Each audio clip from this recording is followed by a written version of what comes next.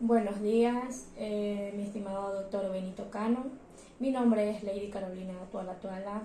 Estudio en la Universidad Técnica de Manabí, la Facultad de Ciencias Humanísticas y Sociales, la carrera de Derecho en línea. Curso el segundo nivel, paralelo E. Bien, aquí me encuentro con el doctor Fernando Farfán, quien nos va a hablar un poco sobre lo que es lo de su carrera profesional y también sobre el régimen de disciplinario de abogados en patrocinio de causas. Buenos días y gracias por la oportunidad. Como ya usted lo manifestó, mi nombre es Fernando Farfán Cedeño, soy doctor en jurisprudencia con registro profesional número 13 en 1994 del Foro de Abogados del Consejo de la Judicatura. En lo que respecta a su invitación, estoy presto a contestar las preguntas que usted a bien tuviera hacerme dentro del ámbito profesional del ejercicio de la abogacía. Bien, ¿nos puede decir qué tiempo tiene ejerciendo lo profesional? Yo tengo 34 años de haberme incorporado como abogado y doctor en jurisprudencia, como abogado en el libre ejercicio de la profesión, que la ejerzo hasta la presente fecha. Bueno, sus logros académicos, estimado doctor. Yo soy licenciado en Ciencias Políticas y Sociales, soy abogado en libre ejercicio de la profesión, de los tribunales, ahora unidades judiciales y demás de la República del Ecuador, y también ostento el cargo de doctor en jurisprudencia. Soy especialista superior en Derecho Procesal. También tengo títulos de cuarto nivel. Soy especialista también en Derechos Humanos y Derecho Constitucional de la Pontificia Universidad Católica de la Ciudad de Guayaquil. He sido miembro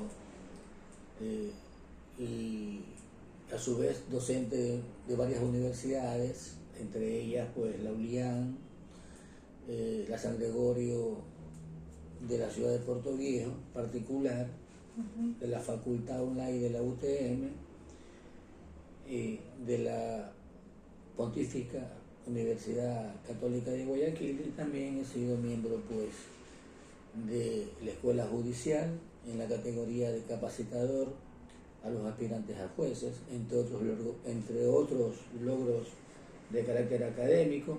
También he sido autor de varias obras legales. También he sido columnista de varias revistas de carácter legales, y también fui miembro de la Asociación Iberoamericana de Procesalistas con sede en Lima, Perú, entre otras cosas. Bien. ¿Nos podría dar un pequeño concepto del régimen disciplinario de abogados en el patrocinio de causa? Actualmente, en el Código Orgánico de la Función Judicial, en el capítulo 1, que establece a las abogadas y abogados en el patrocinio de las causas, concretamente en el artículo 323 del Código Orgánico de la Función Judicial, se señala que la abogacía como función social,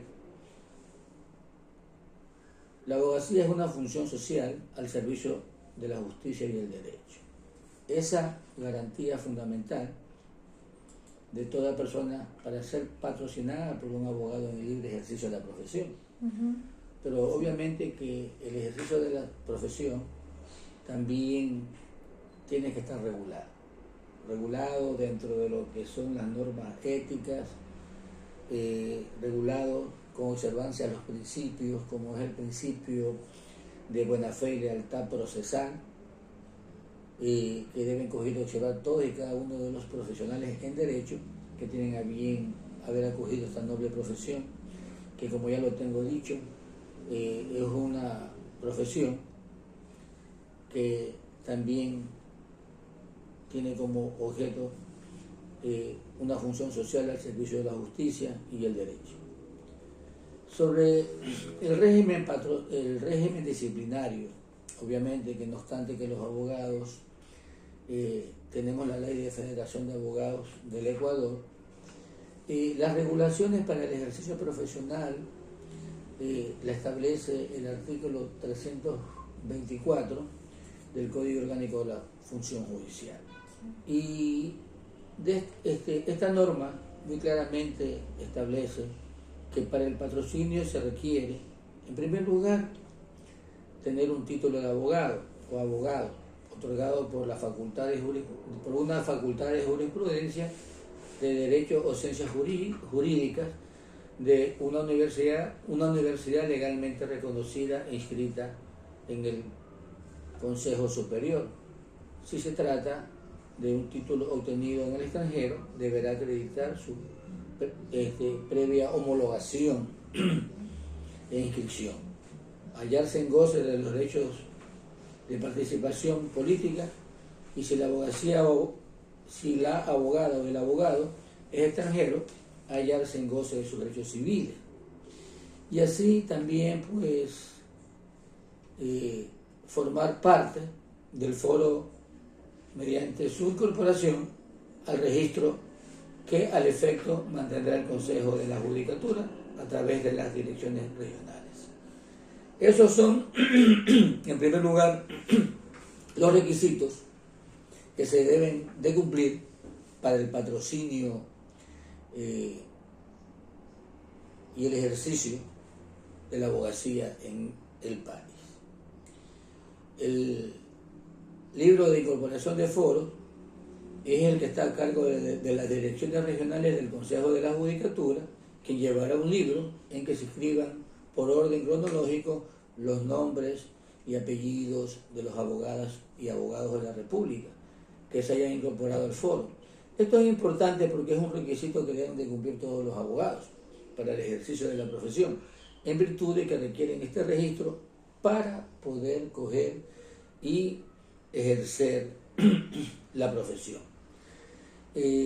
Antes se requería ser miembro de un colegio de abogados, obviamente, y con el carnet del colegio de abogados se ejercía, porque no existía el Consejo de la Judicatura. Actualmente, pues ya con la creación del Consejo de la Judicatura, se estableció como requisito que ya no se necesitaba el carnet para el ejercicio profesional otorgado por los colegios de abogados del país, sino que ya el Consejo de la Judicatura estableció un registro e incorporación al foro de abogados, y a cada persona se le asigna obviamente una matrícula del foro para que pueda hacer ejercicio, para que pueda ejercitar la profesión. Por eso es que el artículo 326 del Código Orgánico de la Función Judicial habla de la matrícula profesional y señala que la matrícula profesional es el número de la inscripción en el libro respectivo, y que será el de la matrícula profesional que, incorporado a un carnet, servirá como acreditante ante los órganos jurisdiccionales y demás organismos del sector público y privado para poder coger y probar la calidad profesional del abogado o abogada. Es importantísimo esto. Por eso es que la matrícula profesional, como reitero, tiene que coger y tiene que hacérsela y lograrla dentro de las condiciones y requisitos establecidos por el Consejo de la Judicatura para poder obtener la respectiva matrícula de registro, que sin eso no se puede ejercer la profesión. Cito un ejemplo: es como cuando una persona conduce un vehículo, tiene que tener una licencia de conducir, que le permite, pues, obviamente, poder coger y realizar hasta el ejercicio profesional de ser chofer, ¿no? Pero para todo se requieren condiciones y requisitos que la ley establece. Tenemos que coger y en primer lugar, expresar de que nosotros las personas vivimos sometidas a la ley, y no someter a la ley a nuestros propios intereses. De lo contrario, pues sería un caos y sería pues una vulneración al derecho a la seguridad jurídica. Entonces, y asimismo esta norma señala que la elaboración y entrega del carnet estará a cargo de las diferentes regionales del Consejo de la Judicatura. En ningún caso se entenderá este carnet, en ningún caso se podría extender este carnet o se entregará este carnet sin la acreditación de haber concluido el año de práctica preprofesional a la que se refieren los artículos precedentes. El incumplimiento de esta disposición por parte del servidor respectivo constituirá falta susceptible de destitución. Esto se refiere al funcionario, ¿no? Vuelvo a repetir, pues, que la elaboración y entrega del carnet estará a cargo de las direcciones regionales del Consejo de la Judicatura. Y señala, pues, que en ningún caso se entregará este carnet sin la acreditación de haber concluido el año de práctica preprofesional a la que se refieren los siguientes artículos. El incumplimiento de esta disposición por parte del servidor respectivo constituirá falta susceptible de destitución. Esto se refiere al funcionario, que es el que tramita o el que recibe la documentación y que autoriza, una vez que haya observado que cumple con todas las condiciones y requisitos, obviamente, para que pueda elaborarse y entregar el carnet profesional. Si un funcionario que está a cargo de esa responsabilidad obvia este requisito, es una falta gravísima y que constituye y puede coger y encuadrar su conducta en una falta, como le digo, gravísima, que es susceptible de destitución. Ahora, en este mismo capítulo, en el artículo 327, que habla de la intervención de los abogados en el patrocinio de la causa, señala, pues, que en todo proceso judicial necesariamente debe intervenir un abogado en patrocinio de las partes, excepto en los procesos constitucionales y en los que se sustancian ante jueces y jueces de paz. Es decir, que para este tipo de materias, como son de carácter constitucional y en los que se sustancian ante los jueces y jueces de paz, no se requiere, ¿no?, directamente la intervención de un abogado en el patrocinio de esas causas. Es decir, que la persona puede coger y puede directamente hacer uso de su derecho sin estar patrocinado por un abogado. Mire que, por ejemplo, en los formularios de juicios de alimentos, obviamente en la parte última donde firma la solicitante o la actora, ahí dice abogado, entonces y establece una disyuntiva o una elección y dice no se requiere, ¿ok? Entonces quiere decir que en ese proceso de alimentos que estamos señalando como ejemplo, la intervención de los abogados en ese patrocinio no es de carácter obligatorio, sino que también la persona puede coger y puede ejercer. No obstante el hecho de que también existen las defensorías públicas, que son para aquellas personas que no pueden coger y pagar honorarios de abogados por cuanto su situación es precaria, tanto en lo económico como en lo social. Entonces el Estado prevé la representación legal a través de los abogados o defensores públicos. Ahora, también hay que coger y señalar sobre la incompatibilidad para patrocinar, que también, obviamente, esto es una moneda que tiene dos caras. Ya hemos hablado de los requisitos y condiciones que se requieren para poder coger y ejercer la profesión de la abogacía. Entonces también existe incompatibilidad para patrocinar causas, como las que están señaladas en el artículo 328 del Código Orgánico de la Función Judicial. Y es muy clara cuando dice que no podrán patrocinar por razones de función, Y señala, pues, en primer lugar, la presidenta o el presidente de la República o quien haga sus veces, la vicepresidenta o el vicepresidente de la República o quien haga sus veces, los ministros de Estado, el secretario general de la Administración, el procurador general del Estado, el contralor general del Estado, el fiscal general del Estado, el defensor del pueblo, los superintendentes, los funcionarios y empleados de los ministerios de Estado, de los organismos de control y más dependencias y entidades del sector público, a excepción de la intervención en las controversias judiciales en razón del cargo o defendiendo intereses de la misma institución a la cual pertenece. Eso señala el numeral primero de la norma legal antecitada. Y también señala porque no pueden ejercer los gerentes de bancos privados, ¿no? Porque hay incompatibilidad. Dice que los gerentes de bancos privados o del Estado, de las compañías financieras, de las cooperativas de ahorro y créditos abiertas al público, de las asociaciones de mutualistas de ahorro y crédito, de bolsa de valores, de las casas de valores, de la administración de fondos y fideicomisos, de las compañías de titularización.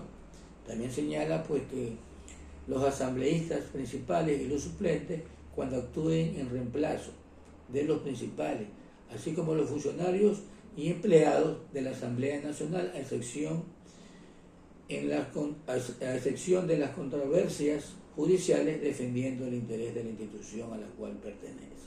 También señala que es incompatible para el ejercicio de la profesión, obviamente, en el numeral cuarto, las juezas y jueces, las conjuezas y conjueces.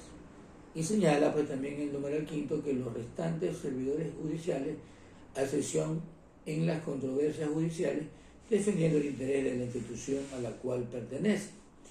Asimismo, también señala en el 6 que los gobernadores, prefectos, alcaldes y funcionarios y empleados del régimen excepcional y autónomo, los miembros de la Policía Nacional en servicio activo, a excepción en las controversias judiciales, defendiendo interés de la institución a la cual pertenece. Y asimismo señala en el numeral 7 los ministros de cualquier culto. Todo esto sin perjuicio de que estos funcionarios puedan ejercer su propia defensa en representación legal. Esto es importante. Por ejemplo, si cualquiera de los antes citados puede ser abogado de profesión, obviamente que la ley no le impide de que él pueda ejercer su propia defensa como abogado y defender su propia causa y sus propios intereses en el orden legal. Ahora, así también existen impedimentos para el ejercer la abogacía. Ya hemos hablado en primer lugar de la incompatibilidad para el patrocinio. Ahora, existen también impedimentos para ejercer la abogacía. Además dice que no pueden ejercer la abogacía los que han sido suspendidos en el ejercicio de la abogacía por el Consejo de la Judicatura por el tiempo de la suspensión. Y esto tiene que ver mucho con el régimen disciplinario, porque el Consejo de la Judicatura, con la potestad que le ha conferido la ley y el Código Orgánico, la ley, en este caso el Código Orgánico de la Función Judicial, dentro del régimen disciplinario, dentro de su potestad, y según la falta que se incurra, ellos pueden coger y resolver la suspensión del ejercicio profesional del abogado que ha sido obviamente sancionado. Por eso es que el artículo 329 señala impedimentos para ejercer la abogacía. Una cosa era señalar la incompatibilidad para patrocinar causa. Acá habla de impedimentos para ejercer la abogacía y señala que además no pueden ejercer la abogacía, además de lo yo anteriormente ya señalado, pues obviamente. Dice, los que han sido suspendidos en el ejercicio de la abogacía por el Consejo de la Judicatura por el tiempo de la suspensión. Y señala también los que han sido inhabilitados para ejercer la abogacía por sentencia judicial en firme por el tiempo de la condena. Es decir, aquellas personas que han recibido una sentencia condenatoria, ¿no? La misma que se encuentre ejecutoriada y ejecutada, y que la persona obviamente se encuentre en estado de interdicción legal, porque una sentencia condenatoria está establece ese tipo de interdicciones, ¿no? Y también señala pues los interdictos. ¿Quiénes son los interdictos? Son aquellas personas que por resolución judicial se declara su interdicción por demencia, puede ser por locura, por cerebro constitucionario. Cuando una persona, sería importante también establecer que la insolvencia es una interdicción civil para poder coger y ejercer ciertas situaciones de orden.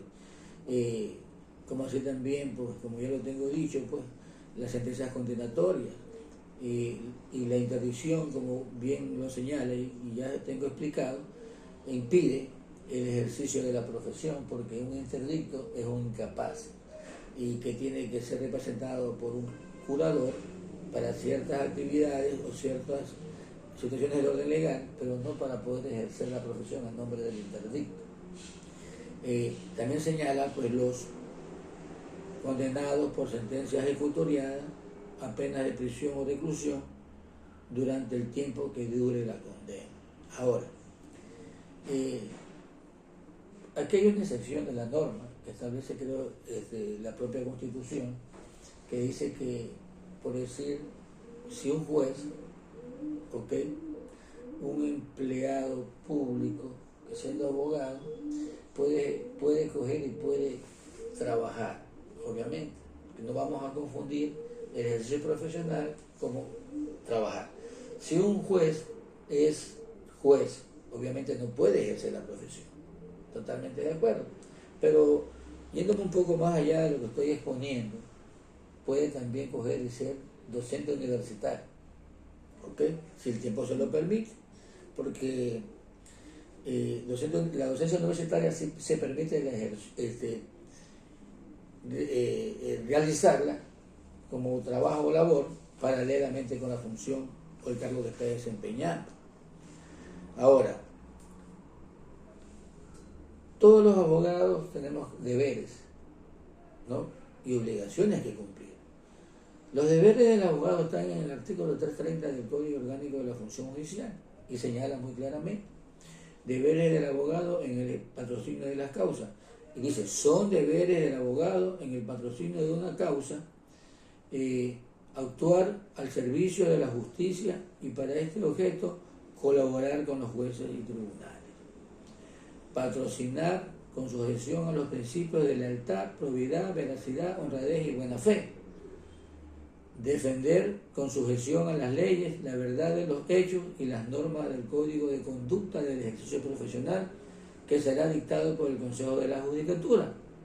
Instruir y exhortar a sus clientes para que acaten las indicaciones del tribunal y jueces, así como para que guarden el debido respeto a los mismos y a todas las personas que intervengan en el proceso.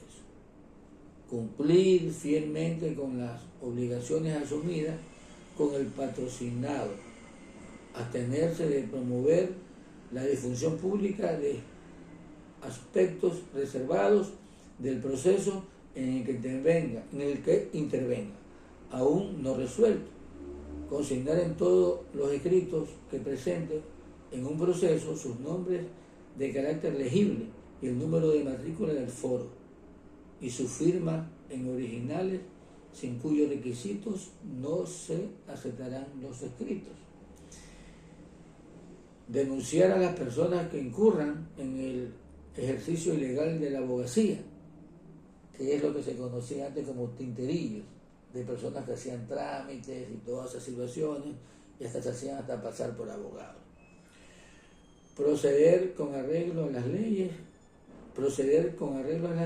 y con respeto debido a las autoridades judiciales y las demás que determina la ley.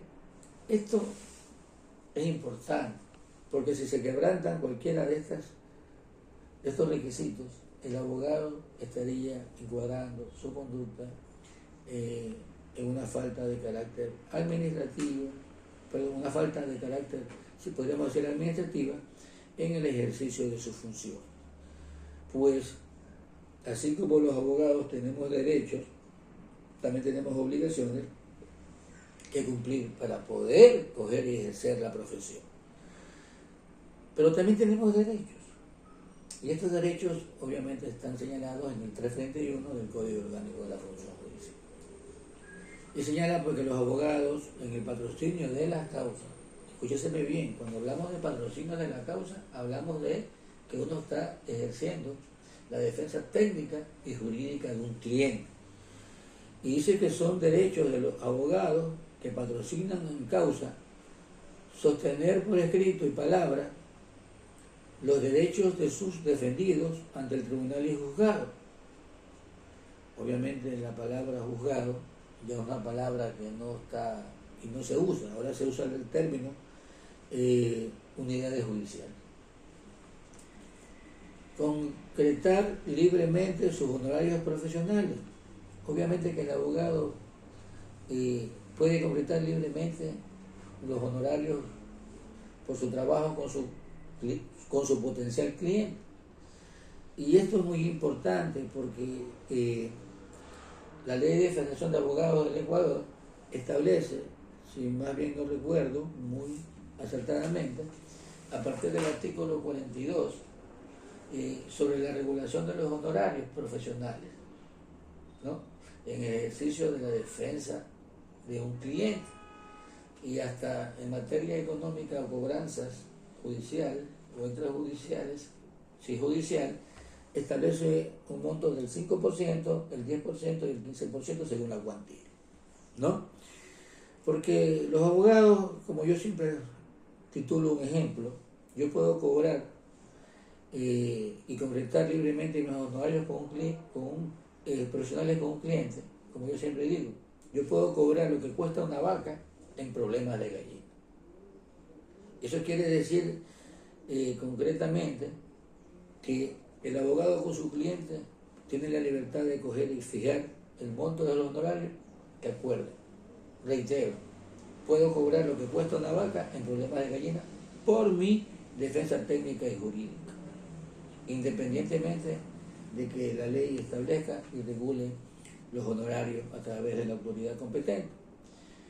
También señala pues que como abogado tengo derecho a renunciar o negarme a prestar defensa por criterios de conciencia. Esto es cuando una persona o un profesional puede renunciar. Y cuando hablamos de renunciar, entiéndaseme bien, es cuando ya uno ha iniciado una defensa técnica. Porque nadie puede renunciar antes de una defensa técnica. Sería totalmente absurdo. Entonces la ley dice que uno puede renunciar o negarse a prestar defensa por criterio de conciencia. Pero que también cuando habla aquí esta disyuntiva dice o negarse a prestar defensa. Es decir que si una persona también me puede coger y buscar de abogado, digo, no, yo no defiendo violadores, no, yo no defiendo narcotraficantes, ¿ok? Y a mí no me pueden obligar a asumir una defensa técnica. Y si la tengo iniciada, yo puedo coger y renunciar cuando me doy cuenta que lo que estoy defendiendo es algo que va en contra de mis principios y en contra de mi conciencia. ¿Ok? También dice que se debe exigir el cumplimiento del pago íntegro de los honorarios cuando sean relevados del patrocinio de una causa sin justo motivo. Es muy común ver la deslealtad de un cliente. Cuando un cliente, obviamente, y lo digo por experiencia propia, ¿no? Alguna vez tuve un cliente que cuando ya le gané los juicios, hasta en la segunda instancia y tercera instancia de esa época, me cogió y me cambió con otro abogado. ¿Y cuál fue mi situación de orden profesional? Siempre digo yo que la confianza es la madre del descuido. Yo por confiado nunca suscribí con él un contrato de servicio profesional, que hubiera sido lo correcto. Claro. Por eso que los abogados deben de coger y deben asegurar también a través de un contrato de servicios profesionales el reconocimiento y pago de sus derechos en el evento de que el cliente sea desleal con el abogado, ¿no? Asimismo se señala ser atendido personalmente por los tribunales de la judicatura cuando así lo requiera el ejercicio de su patrocinio, previo cumplimiento de los requisitos establecidos por este código. y los reglamentos. Obviamente que dice ser atendido personalmente por los titulares de la judicatura. Esto es muy importante porque actualmente los jueces no tienen y no pueden tener y no pueden reunirse con ninguna de las partes, peor con los abogados. Es prohibido por la ley, prohibido por la ley, ¿no?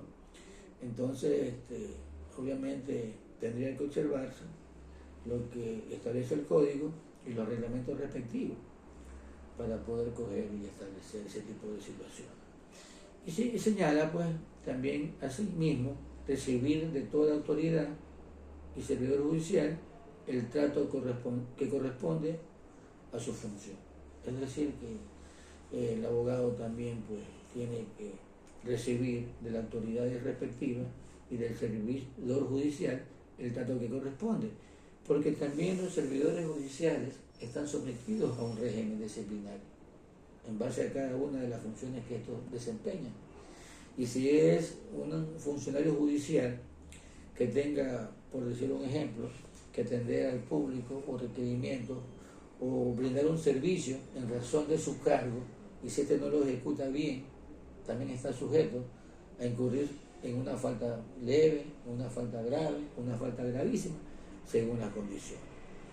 Ahora, asimismo, para el ejercicio profesional dentro de este país, también existe abogados graduados en el extranjero, que tienen que hacer, obviamente, previamente su convalidación de títulos y coger y cumplir con los requisitos antes señalados. También establece la ley presentación de los escritos. Dice que el abogado que fuere designado patrocinador presentará, dice, escrito con la designación y suscrito por su cliente cuando intervenga por primera vez, pero en lo posterior podrá presentar escrito y ofrecer por su cliente y sin necesidad de intervención del mismo todo tipo de escritos, con excepción ante aquellos para lo que se requiera poder especial con arreglo de la ley. Esto es importante. ¿Por qué? Que no obstante que el sistema es oral y los procesos se tramitan y se sustancian en audiencia, el primer escrito que puede presentar el abogado, esto es la demanda, tiene que estar suscrito por su cliente y el abogado. Y también el abogado obviamente puede coger el cliente, otorgarle una procuración judicial para que pueda hacerlo de forma directa a él, pero con una procuración judicial. Pero siempre el primer escrito de presentación se lo firma con la firma del cliente o a través de una procuración judicial que le da un poder, si puede decir de esa forma, al abogado para que lo represente. Y puede coger y puede hacerlo directamente. En los demás escritos que ya tengan que presentar, el abogado dice, por el peticionario, a su ruego, su defensor autorizado, ya no necesita que le firmen los escritos. Siguiente. ¿Ok? Por eso que la ley dice aquí, en el 333, que en la presentación de escrito, el primer escrito, obviamente, tiene que ser firmado por el cliente, con excepción de que las personas que son analfabetas, que tapan la huella, tienen que ir y establecer mediante un procedimiento previamente a que el juez conozca que el secretario le tome la huella, ¿no? Por no saber firmar, para que se cumpla lo que dice el Código Orgánico el Código Orgánico General de Proceso. Porque una cosa es, dice aquí, que deberá firmar, ¿no es cierto? Aquí dice que el abogado que fuere designado patrocinador presentará por escrito, ¿no?, con tal designación, suscrito por su cliente. No hablemos que la huella no se suscribe, la huella se imprime, ¿no? Es ahí la diferencia entre lo que es suscrito, ¿no?, y también autorizado. Entonces, una cosa es la firma y rúbrica, otra cosa es la huella. Y las personas que no saben firmar tienen que comparecer, estampar su huella frente al secretario para que tome los datos y certifique que la huella es de él. ¿Ok? Ya. Y también dice que el abogado no requiere poder especial para interponer medios de impugnación en representación de su cliente. ¿Cuáles son los medios de impugnación? Los medios de impugnación dentro de un proceso son los recursos que la ley establece. Es decir, los recursos son de dos formas. los recursos verticales y los recursos horizontales. Entonces, y todos los recursos que son verticales y horizontales son medios de impugnación. Vamos a hablar, por decir, de la apelación. Cuando la sentencia no le favorece al cliente y no está conforme, uno puede interponer un recurso de apelación que se llama, ¿no? Puede pedir recursos, puede interponer recursos de hecho, como de forma vertical. Y también pues existen recursos de carácter extraordinario, como son el recurso de casación. ¿Ok? Entonces, reitero en esta parte, dice que no se admitirá intervención en la causa ya. Dice que el abogado no requiere poder especial para interponer medios de impugnación en representación de su cliente. Ahora, ya hemos hablado de los recursos verticales, ahora podemos hablar de los recursos horizontales. Entonces, los recursos horizontales son la aclaración, la ampliación, la revocatoria, ¿no? Eso es por decir un ejemplo. Esos son recursos horizontales. Entonces, ¿qué pasa? ¿Cuál es la diferencia que existe entre un recurso vertical y un recurso horizontal? Que el recurso vertical no lo resuelve el juez que dictó la sentencia o auto o resolución, ya no lo resuelve él, lo resuelve el juez superior. Pero cuando son recursos de carácter verticales, sí tiene que resolverlo el mismo juez que dictó la sentencia, la resolución o el auto. ¿Ya? Por eso se llaman recursos verticales y horizontales. Los verticales los resuelve un juez superior y los horizontales los resuelve el mismo juez que dictó la sentencia o el auto. Y señala pues que no se admitirá intervención en una causa de una persona como gestor de negocios ajenos. Dice que los abogados en el ejercicio de la profesión podrán concurrir a actos procesales ofreciendo poder o ratificación de legitimar su personería en los términos que la ley prevé. Esto es muy importante, y porque aquí existe una confusión muchas veces, y piensan que para toda situación de orden debe coger y debe estar presente el cliente. ¿Ok? El cliente puede estar presente, porque así lo exige la ley, en audiencias preliminar, audiencia de juicio, audiencia definitiva, porque la ley se requiere de la presencia del cliente. ¿Por qué? Porque si no se aplica lo que establece el abandono.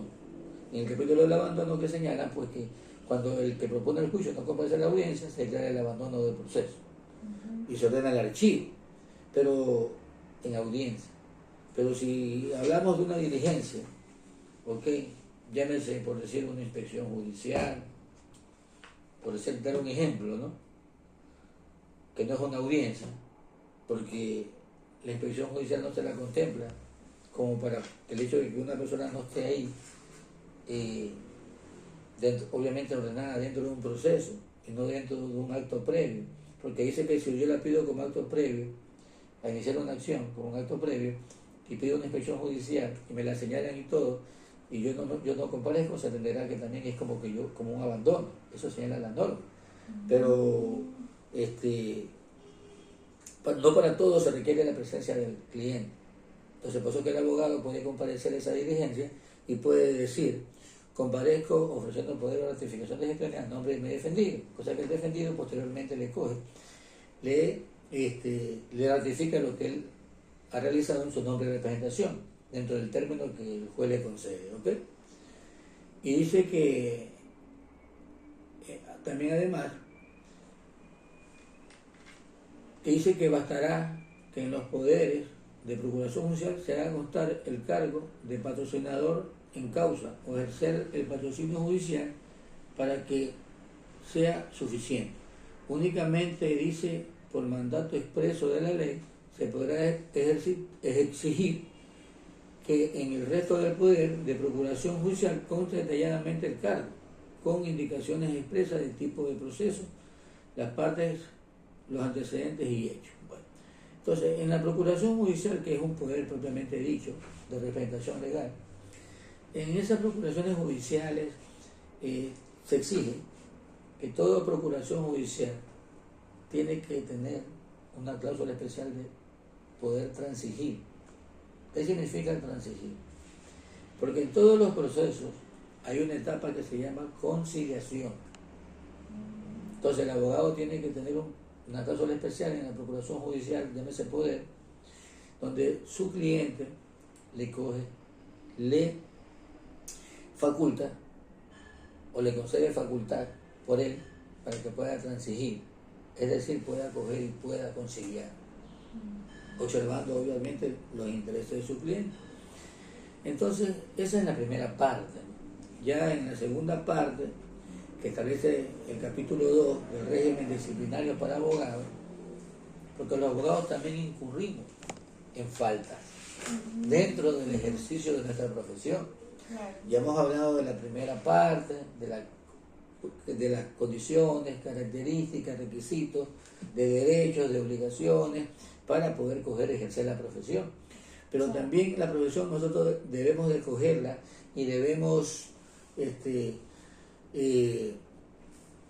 ejercerla con observancia de principios y normas éticas que regulan el ejercicio de la profesión.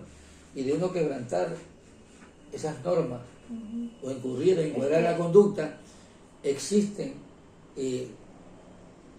un régimen disciplinario sancionatorio administrativamente en el Consejo de la Judicatura. Sí. Antes de continuar, le quería hacer una pregunta que me llamó la atención sobre que los abogados no pueden, algo de los jueces, escuché decir, de que no pueden, mi pregunta, que no pueden entrevistarse con los jueces.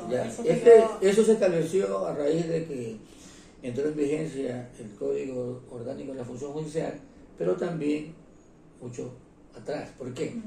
Porque actualmente en el país, como es de conocimiento público, existen jueces, abogados que están detenidos, que están siendo sentenciados.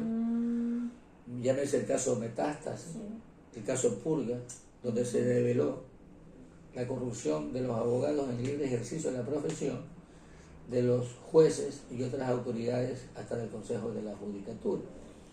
Entonces, lo que se trata es de que el juez no se contamine con el abogado, no guarde relación o con cualquiera de las partes. Bien. ¿Alguna vez usted dejó de ser abogado para ser juez? O sea, abogado nunca he dejado de ser. Lo que he dejado de ser es juez, porque yo tuve una trayectoria muy interesante dentro de la función judicial. Yo fui auxiliar de secretaría, fui secretario, fui juez civil y mercantil y laboral en Jipijapa con 8 años, posteriormente fui juez civil y mercantil en Manta con 8 años, y concursé para ser director del Consejo de la Judicatura, y lo que gané en un concurso público de mérito y oposición, y yo fui el último director del Consejo de la Judicatura que concursó o que participó en el último concurso, porque después ese cargo, dentro de las reformas introducidas al Código Orgánico de la Función Judicial, se hizo de libre remoción. Es decir, que yo gané un cargo por 6 años para poderlo ejercerlo, y cuando iba más o menos ya casi 2 años dentro del Consejo de la Judicatura como director, se reformó el Código Orgánico de la Función Judicial y se estableció que ese cargo era de libre remoción, y que dentro de una de las facultades del Pleno del Consejo de la Judicatura podrían remover libremente a los directores provinciales. Entonces me encargaron simplemente la elección, ya no como titular.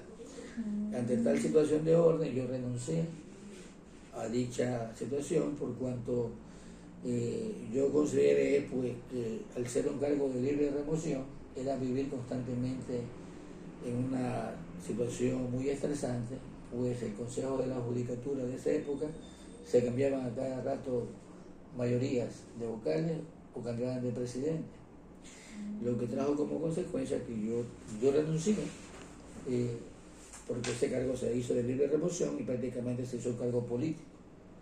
Y que un cargo de libre remoción es como cuando en un municipio existen jefes departamentales, y todos los jefes departamentales, sus cargos son de libre remoción.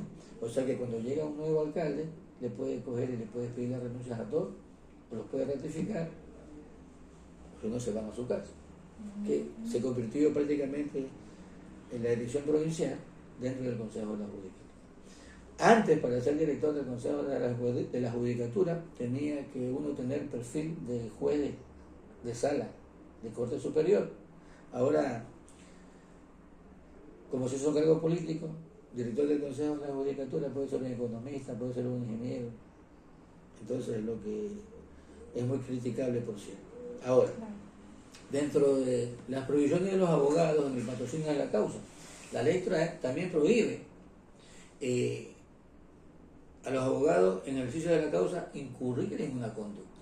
Y todas estas que están aquí, que les voy a señalar, constituyen faltas y que dan como antecedentes para que el cliente pueda, o el juez, o un juez, pueda coger y solicitar que se inicie un expediente administrativo contra el abogado en el ejercicio de sus funciones para que sea sancionado y observado por el Consejo de la Judicatura. El artículo 335 habla de las prohibiciones a los abogados en el patrocinio de las causas. Entonces, todos los abogados tienen un límite y no pueden pasar ese límite, porque eso constituiría una falta en el ejercicio profesional del abogado y que es sancionada. Ahora, dice que es prohibido a los abogados en el patrocinio de las causas, no como abogado en su vida personal, sino en el patrocinio de las causas, es decir, en el ejercicio de la defensa.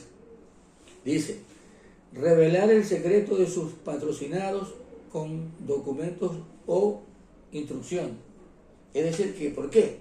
Porque el patrocinado o el cliente confía en su abogado, le entrega sus pruebas documentales, le cuenta el hecho.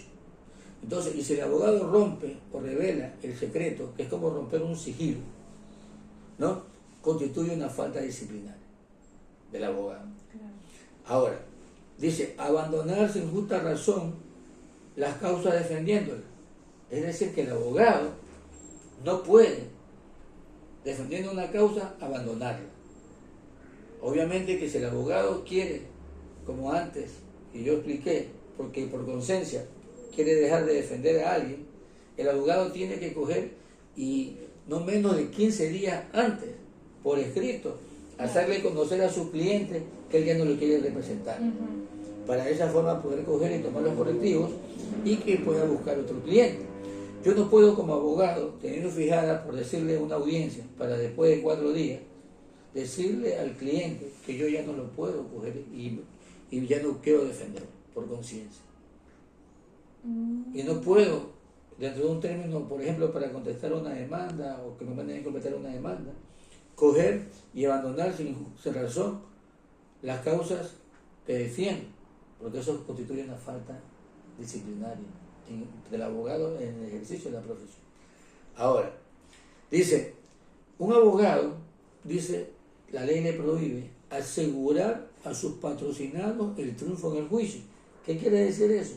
Que un abogado no le puede decir al cliente, no te preocupes, yo te voy a ganar el juicio, no te preocupes que te lo voy a ganar.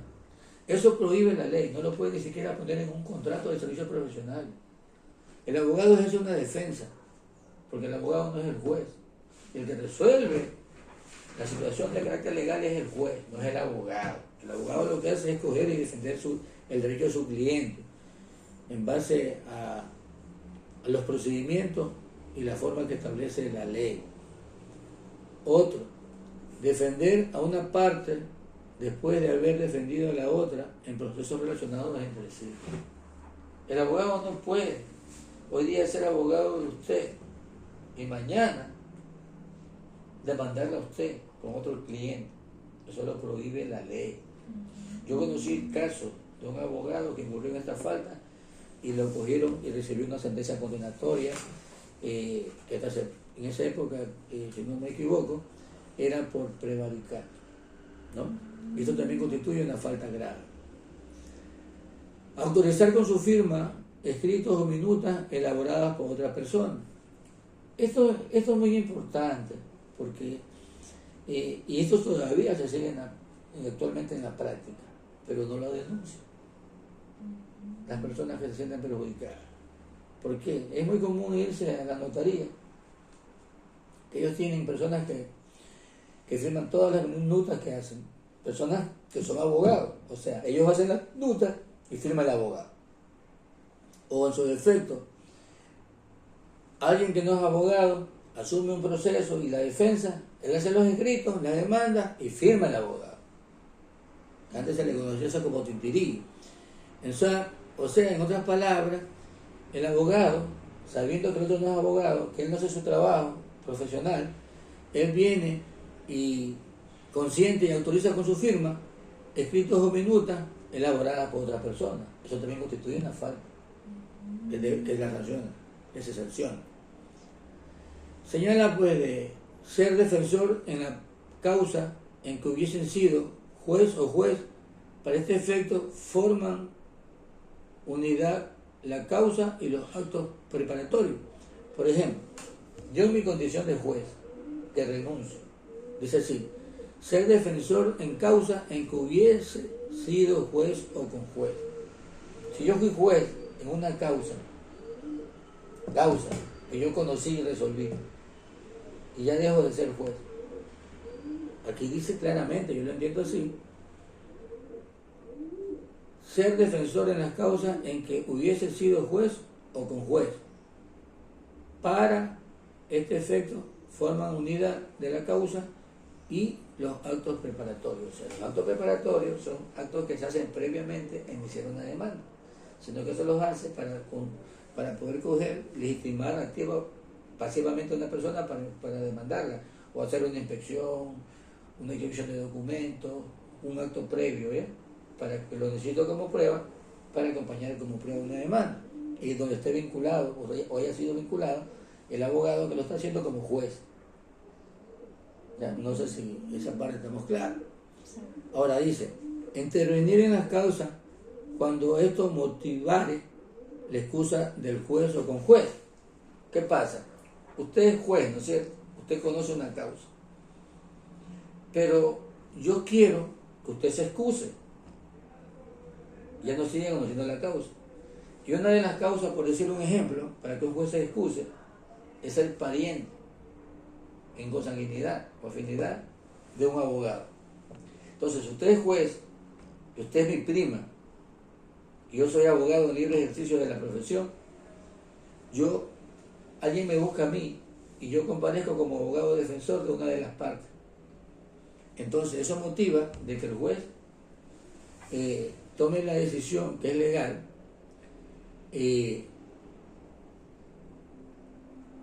para que se excuse por tener un vínculo de afinidad o consanguinidad con el abogado que está patrocinando la causa. Ya no la sigue conociendo. Entonces, ¿qué es lo que pasa? La ley prohíbe eso, prohíbe al abogado que se presta para esa artimaña. Dice: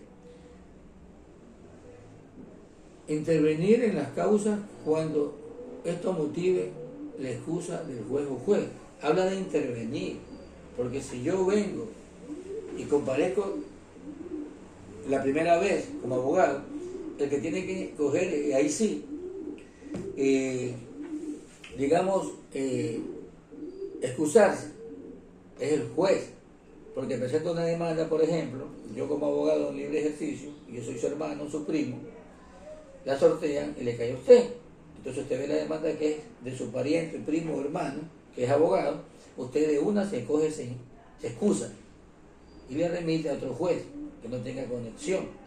Pero si yo cojo y también como juez omito eso a sabiendas, también el juez comete y cae en una falta. Pero es diferente que yo de primera, como abogado de libre ejercicio, presento una demanda, te cae a ti, tú te excusas. Otra cosa es que ya iniciada la demanda o el proceso, de la noche a la mañana, Fernando Farfán sale siendo abogado de una de las partes cuando ya el juicio está avanzado. Entonces ahí provoco la excusa suya.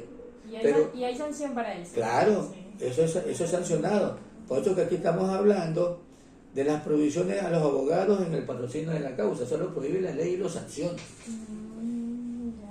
¿Ya? Reunirse con la juez o el juez para tratar asuntos inherentes a la causa que está defendiendo, sin que se notifique previamente y con la debida antelación a la contraparte para que esté presente si lo desea. Esto es muy importante. Los jueces no pueden reunirse con una sola parte o pedirle que se reúnan con una sola parte. En el Código Orgánico de la Función Judicial hay un procedimiento que se pide una audiencia para este efecto. Entonces, que el juez puede coger y señalar la audiencia para que comparezcan todos y ser escuchados, ¿no? Y ser escuchados ahí las dos partes.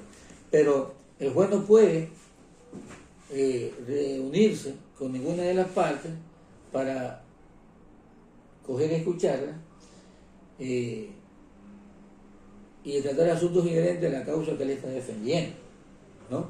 Y tampoco el abogado.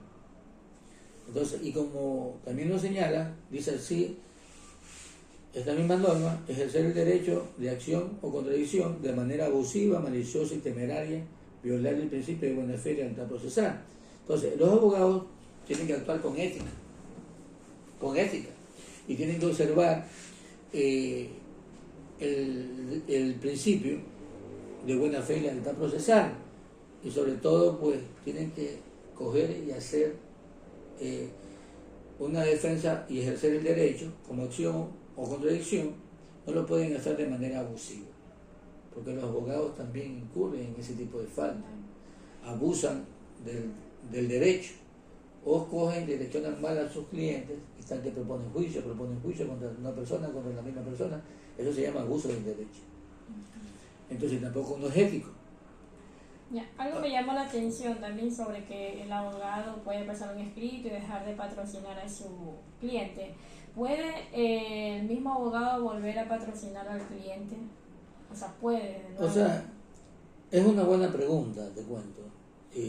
Porque obviamente si un abogado dice que por libertad de conciencia no quiere ser defensor de una persona, yo considero que no es ético. Porque si hablamos de libertad de conciencia, quiere decir que el abogado tiene un conflicto de intereses consigo mismo, en lo que respecta a que puede ser de carácter ético o moral. Entonces, si yo habiendo cogido y habiendo renunciado a esa defensa por esos principios, yo considero que no es ético volver a patrocinar a esa persona. ¿Ya? Yo considero que no es ético eso, ¿no? Porque sí he visto casos que pasan escrito de que ya no lo quieren patrocinar, pero vuelven de nuevo y lo vuelven a patrocinar. Sí, pero que aquí hablamos de libertad de conciencia. Entonces es diferente que diga, señor juez, yo ya no quiero ser abogado de fulano de tal, porque sí, este de aquí no me ha pagado mis honorarios. Claro. Pero puede darse el caso que el cliente venga y hable con el abogado, sabe que mire, yo te voy a pagar los honorarios y todo, pero defiéndeme. Entonces, señor juez, ya he superado esta situación y voy a seguir asumiendo la defensa. Pero eso sí lo permite el juez. Claro, eso sí se lo permite.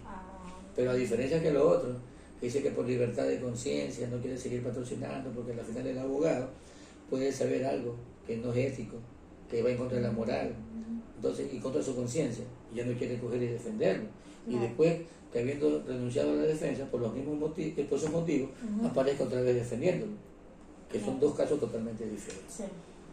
Ahora, toda esta situación de orden que estamos analizando, ¿no es cierto?, trae como consecuencia, ¿qué cosa? Que si todas estas que están aquí señaladas sobre el régimen disciplinario y prohibiciones de los abogados en el patrocinio de la causa, que estoy en falta en el ejercicio de su función. Sí. Dice el artículo 336 del COGEL sobre las sanciones, obviamente observando el debido proceso. Claro. ¿Qué es observar el debido proceso? Es iniciar un expediente administrativo sancionatorio en el Consejo de la Judicatura, ¿ya?, contra el abogado, para que también pueda ejercer su derecho a la impugnación, a la contradicción y el derecho de prueba, ¿no?, que pueda ser probado, sobre todo el derecho a la defensa. Dice el artículo 336 de las sanciones, dice que sin perjuicio de las facultades correctivas otorgadas a los jueces por este código, las sanciones que pueden imponerse a los abogados y abogados al que se refiere el artículo anterior, el que estamos ya analizando, serán impuestas por las direcciones regionales o provinciales respectivas del Consejo de la Judicatura. Obviamente, como ya lo tengo señalado, con observancia al debido proceso. ¿Ya? Que es una garantía constitucional que está señalada en el artículo 76, numeral 7 de la Constitución de la República del Ecuador, que se aplica para todo tipo de procesos, no solamente para procesos judiciales, ¿no? Penales, civiles, lo que sea, sino también para procesos administrativos y todo lo que tenga que ver con cuando se resuelven derechos de las personas. Entonces, ¿qué pasa? El artículo 336 establece las sanciones y señala que las sanciones consistirán en la interposición de una multa de hasta 3 remuneraciones unificadas como sanción, ¿no? La mora por el lapso de 3 meses de pago de las multas impuestas por los y los jueces o por el Consejo de la Judicatura ocasionará la suspensión en el foro de abogados, y dicha suspensión subsistirá hasta que se haga efectivo el pago. O sea, ¿por qué? Según la gravedad de la falta. ¿Ok? Según la gravedad de la falta. Puede recibir una amonestación, una multa, y si el abogado no paga, a favor del Consejo de la Judicatura le dicen un juicio coactivo, porque eso constituye un título de valor para un juicio coactivo. Ahora, pero también existen faltas gravísimas del abogado en el ejercicio de sus funciones, de su ejercicio profesional, como las señaladas en el artículo 337 del Código Orgánico de la Función Judicial, y establece la suspensión del ejercicio profesional para el abogado, porque puede haber incurrido en cualquiera de las faltas antes señaladas. Entonces, ¿qué pasa? Dice que serán suspendidos en el ejercicio de su profesión los abogados y abogadas en las siguientes situaciones. Dice, cuando hayan recibido sentencia condenatoria por la comisión de un delito mientras dure el tiempo de la pena. Es decir, que un abogado incurra en un delito penal, lo hayan sancionado y con pena privativa de libertad. ¿Ya? Dice acá, cuando se niegue sin motivo justificado a rendir cuentas a sus poderdantes o clientes. Es decir, que el cliente le puede pedir también cuentas a su abogado, porque si el abogado es mi procurador judicial, según lo que dice establece el Código Civil, eso es un mandato, y el abogado tiene la obligación de rendir cuentas a su cliente, ¿no? Cuando se niegue sin motivo justificado a rendir cuentas a sus poderdantes o clientes, el cliente les puede pedir cuentas al abogado.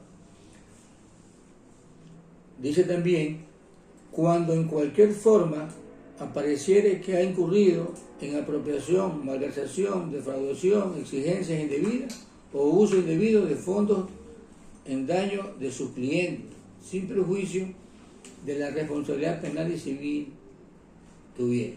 Y aquí puedo citar un ejemplo, que se da cuando, por ejemplo, el abogado muchas veces no actúa con normas éticas y dice al cliente, mira, necesito X cantidad de dinero para tal fiscal, X cantidad de dinero para tal juez, X cantidad de dinero para tal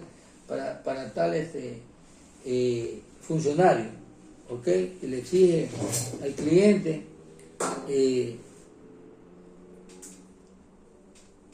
o el cliente viene, le entrega algo y él incurre en malversación, defraudación, exigencia indebida o uso indebido de fondos en daño de su cliente. ¿Ok? Siempre